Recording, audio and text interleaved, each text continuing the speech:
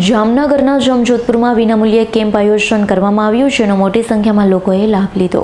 જામનગર જિલ્લાના જમજોધપુર શહેરમાં આવેલ ગાયત્રી મંદિર ખાતે ઉજ્જમબેન નારણભાઈ ખાંડ પરિવાર દ્વારા વિનામૂલ્યે નેત્ર નિદાન તેમજ દંત યજ્ઞ કેમ્પનું આયોજન કરવામાં આવ્યું। કુલ 225 દર્દીઓએ કેમ્પનો લાભ લીધો।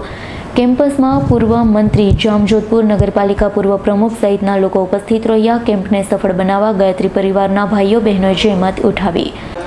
વેદ માત્ર ગાયત્રી મંદિર સંસ્થા અનેક પ્રવૃત્તિઓ કરે છે। એમાંની એક આંખના કેમ્પનું આયોજન છેલ્લા 40 વર્ષ થયા।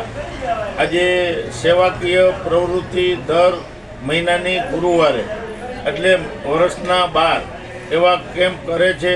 એમાં આજે ખેરાજભાઈ નારાયણભાઈ ખાંડ જામજોધપુર વતની હાલ અમેરિકા એના તરફથી આ કેમ્પનું આજે આયોજન છે અને આ આયોજનમાં એના ફેમિલી સાથે અમેરિકાથી અહીંયા આવેલા છે અને આ કેમ્પમાં દર ગુરુવારે 200થી 250 દર્દીઓ આવે છે।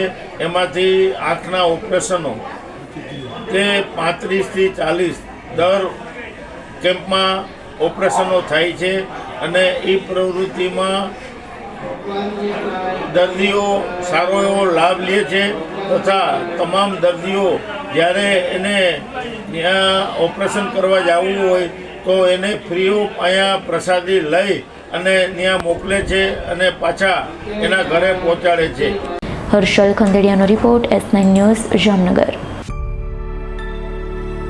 અમારી તમામ માહિતીથી અપડેટ રહેવા માટે જોડાયેલા રહો S9 ન્યૂઝ સાથે।